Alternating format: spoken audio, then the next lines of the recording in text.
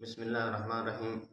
آج ہم دل کے ہر قسم کی بیماری کے لیے یعنی دل کا دھڑکنا یا دل کا کم ہونا یا دل کی وجہ سے تکلیف یا دل کے وال وغیرہ بند ہو جانا، تو اس کے لیے ہم انشاءاللہ آپ کو وظیفہ بتا رہے ہیں، یہ آپ کریں اور پانچوں نمازوں میں کریں۔ انشاءاللہ تبارک و تعالیٰ دل کی تمام امراض کے لیے مجرفہ عمل ہے۔